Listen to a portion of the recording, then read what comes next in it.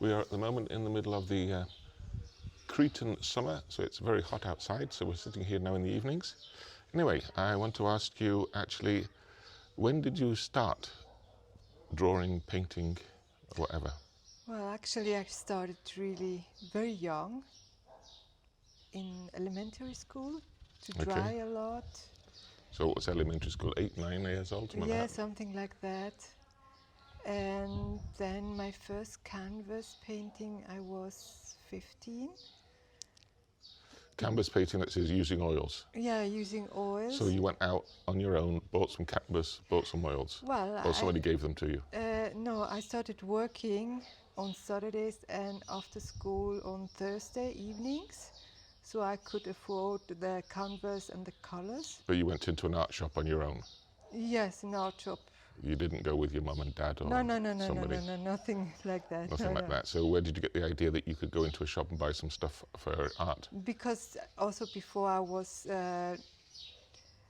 doing a lot of, how you say this pencil, the color Drawing, pencil. crayons.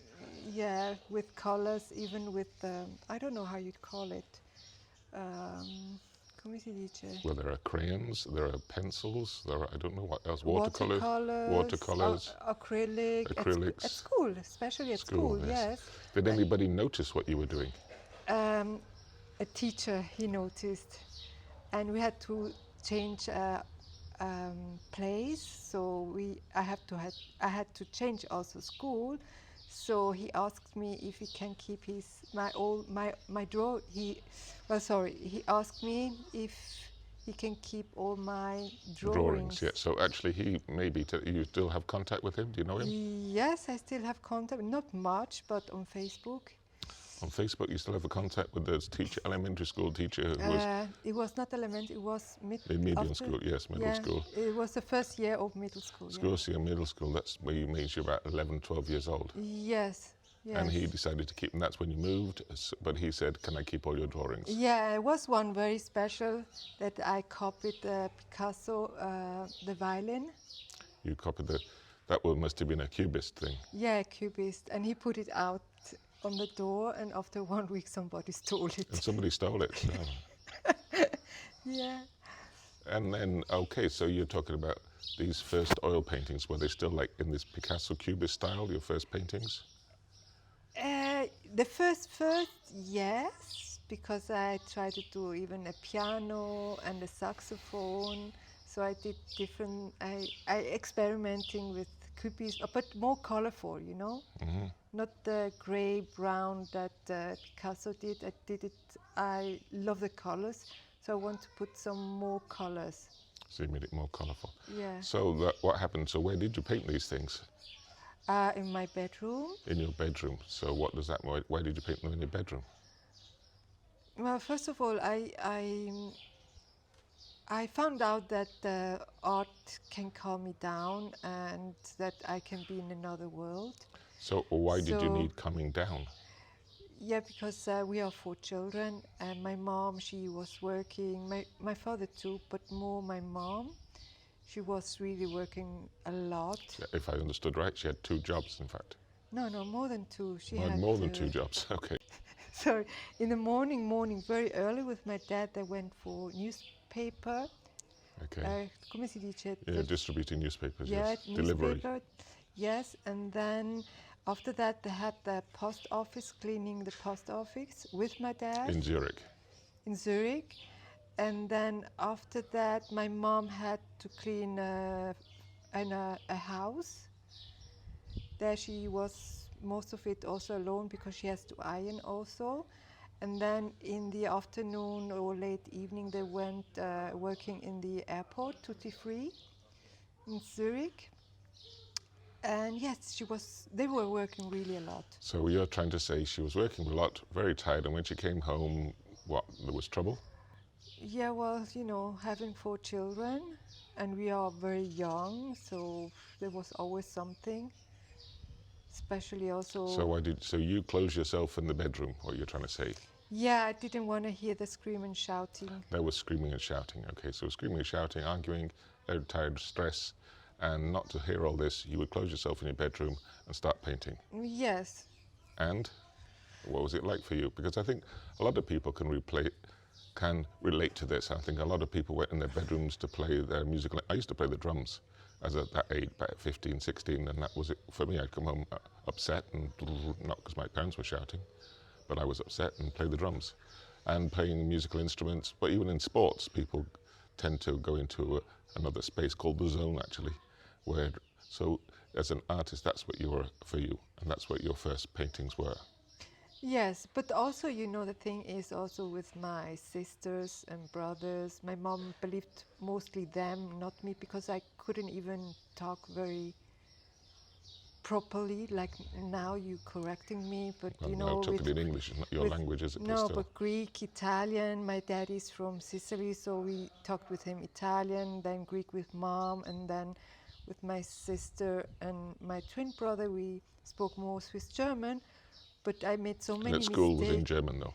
Yes, and at school at German. Okay. But because I made so many mistakes, they almost make fun of me, or they Yeah, yes. correct me and made me feel bad. So your solution was to close yourself off and Yes. do that. Okay. Yes. But then moving on from that, from this beginning with the cubist, more coloured painting sort of thing, you, I believe, started painting icons at a certain point. Yes, I started icons when my baby was born, Irini, my Irini, first yes. girl. Yes. And that was how old were you then? I'm now 97. I was 22. So at 22 years old, how come you got to the icons?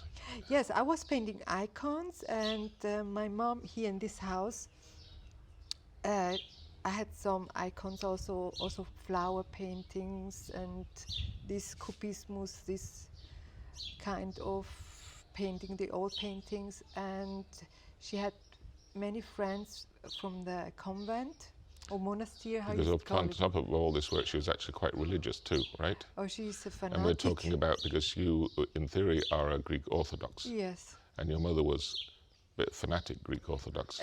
Very fanatic. So she actually knew these people in a convent, these nuns in a convent. She was also in a convent when she was very, very, very young. And she was young, she was in a convent, So yes. she knew those people. And she was able to get you some kind of schooling or somebody to help you with the painting? No, the thing is, no, she didn't even think about it. The thing is, they saw my art. And then they say, oh, if she wants, she can learn the technique, because this is not a school. Oh, okay. So there was a nun from Romania, and she was the icon painter, and she loved the colors, and she said to my mom, if I want to learn the technique. And I said yes. So I went. So you actually learnt the original way that they make the icons from basically the Byzantine period through till today. Yes. There's still this old way of using the wood and then putting some kind of gluing canvas on it and all that stuff, right? Well, I have a video. I will show a bit. Will you show a bit of the video? Because then they paint on wood as well. Because it's really old. I still have it. I made Yes. videos. But I mean, what I'm trying to get at is you've taken these, but are you also fanatic religious with this Greek Orthodox? No, I'm sorry. So why the icons then? Because no, the message. The message. So you fell in love with the art, basically. I loved a special icon. The name is Gliko Filousa. It means Gliko is like sweet.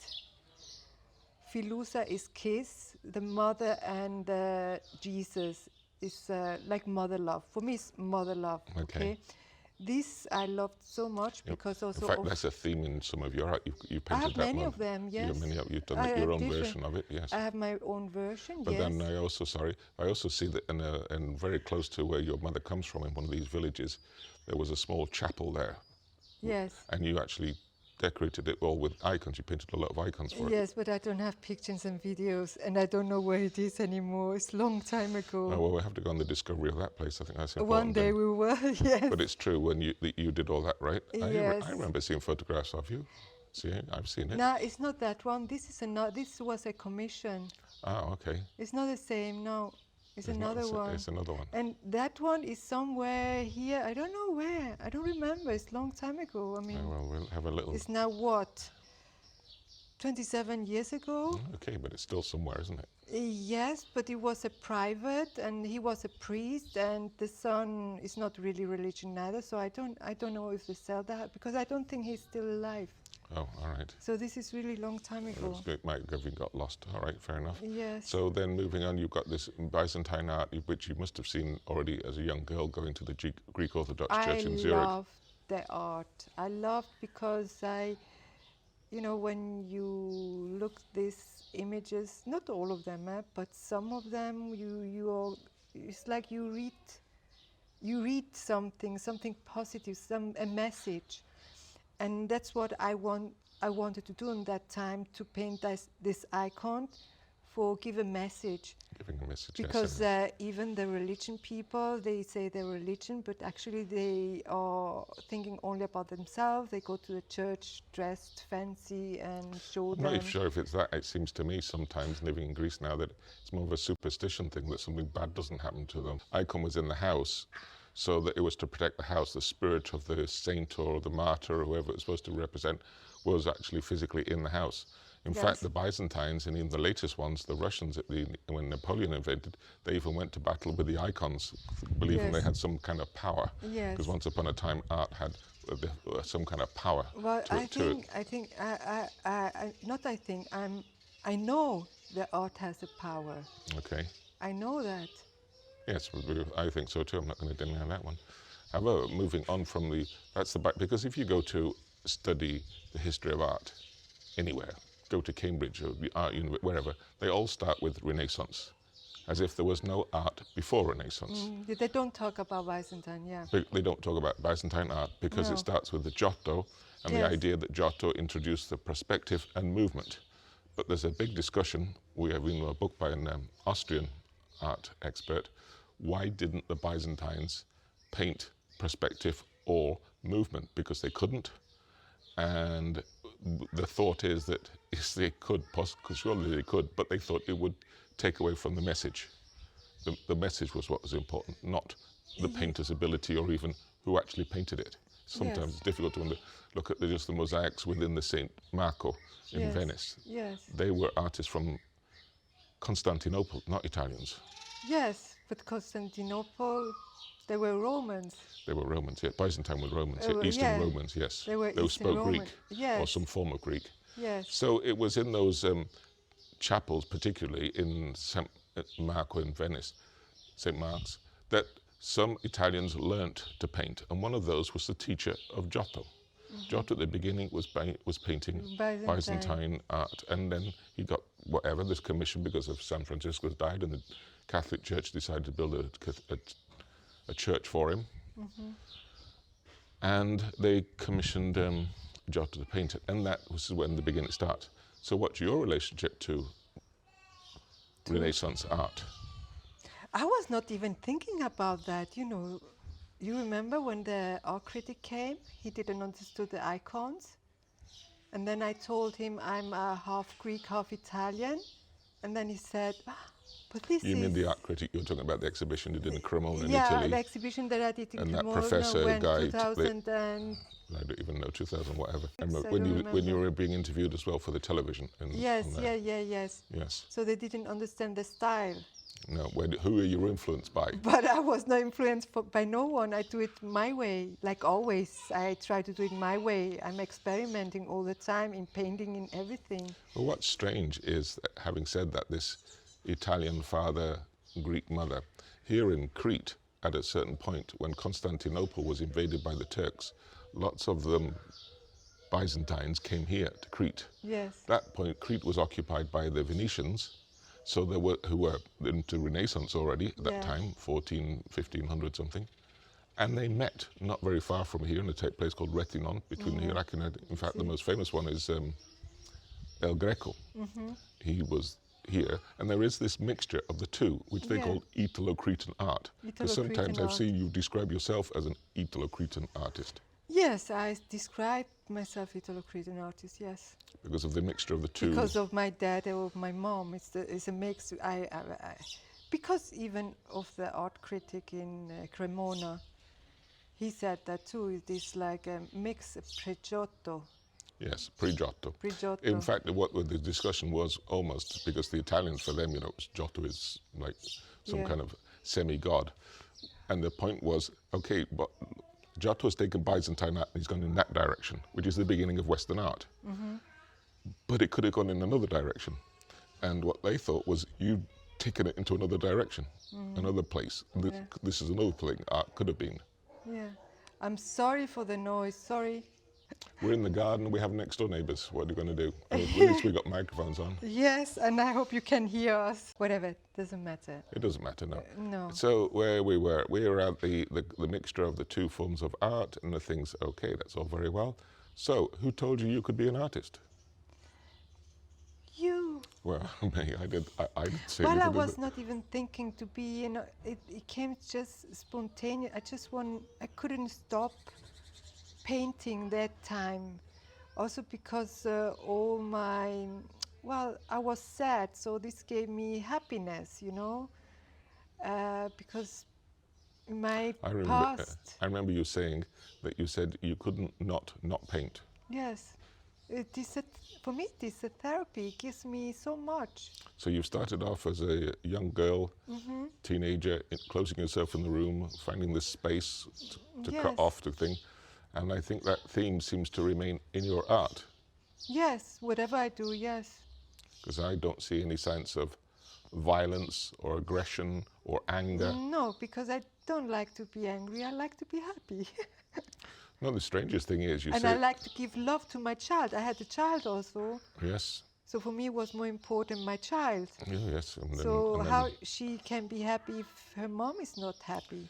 No, but what's strange about it is if you go to see the Minoan here in Crete 4,000 years ago, and they were living here in Hania too, but their main place was on the other side, the western side, in Knossos particularly, where the English archaeologist Arthur Evans restored it, and the paintings. And if you look at the paintings, there's no wars, there's no aggression, there's no fighting, because I mean, most art of that period, I mean, afterwards, Greek, Rome, whatever art, is pretty violent. You did many exhibitions around the world. How did that go? Tiring, very tiring. And if I sell one painting, it will not cover up everything. It's You mean too much. the expensive, all the expenses? It's too expensive, yes. Traveling, no. I will never do it again. And also when they break, the canvas will break also. They can ruin You the have to paintings. restore it. So to do an exhibition around the world. Well, we and also send saw, them- sorry, because I was there, that we saw some even trying to take paintings that are not giving all the paintings back. Yes, Yes. but we talked about Okay, that. but the fact of the matter is that as an artist, no, you're not going to get very far with exhibitions and things No, like that, because the art galleries were the ones who want to make money, not you. Also, So all the yes. expenses are on your side, And then they take the a risks, big percentage. and they take a big percentage, yes. Yes. So that's it. No, it's so not worth it. rather than do that, then hence Have time to paint, to be an artist. you're involved now with social media. You've got this YouTube channel. So it seems to me that to be public that your everywhere. art has evolved. You've gone into all these various techniques. You studied. I know that you went in Italy to Milan. You studied all about resins, and you had all this period you were doing resin things. We've seen you take Byzantine art to an extreme, where you're making your own interpretations of what did it mean for you. And we can tell one day the story about the church and how they told you to take them out. Oh, no. So we got nowhere with art galleries, yeah, nowhere with churches. No, I'm like blasphemo. Yes, unfortunately you doing your artist Because liberty. they don't, but the priest, he liked it. There are the other ones he didn't like. somebody told him I have also to take big it down. problems with priests, I'm sorry. Yes, no, the thing was that you see the traditional icon thing for the church is commissioned by the church, and you have to do certain rules. That would be what it is today. However, you don't do that. Nobody commissioned nothing from you, so No, you're free to do it. I gave away one. One year, the one the church is here, yes. Yes. So the thing is that therefore you're free to do it as you wish. And I remember one of them where you did Madonna with a hand on her belly, talking to the Archangel Gabriel, where you said he didn't have to tell her she was pregnant because she's a woman. They know when they're pregnant. They don't need a man to tell us. And I don't think they like that very much at all. Well, look, I got the idea that traditionally the icons would be left in the church for 40 days and therefore would become blessed. And we said, why did we do the same? We were living in Bellinzona in Switzerland, and there was this beautiful old church, 13th century church, and we put them, and we asked permission, and he said, oh yeah, but not all of them, 2 at a time. And then he came and told you to take them down because somebody said they're blasphemous or something was wrong with them. So we had to take them down. Yeah, I don't remember if I have a picture of that too. I I don't know, was very, very disappointed. Very, very. Okay, but very. I'd like to come now to a conclusion of this, and I think we can carry on these kind of themes and these. John, and I think we've talked a bit about your background, where you come from, where you started, and the fact that you didn't go to art schools as such. No, I started here with Mosaic, yes, because I couldn't do it in Switzerland. Okay, so you see the various techniques you've gone through. Mosaic is just one of these various techniques. In other words, you're not a mosaic artist, you're an artist who is using mosaics. Yeah, like Picasso, he was not only a painter. No, he wasn't. No, he did other things. He did other things. And All of them did. Matisse as well. All of those guys, they all did something. yes. Aha. Salute! Okay, the last bit, I want to show you the icon that I made for a church. It is very close to our house, but first of all, if you're still watching, thank you so, so much for your support. I really appreciate it. I hope you enjoyed it and see you very soon.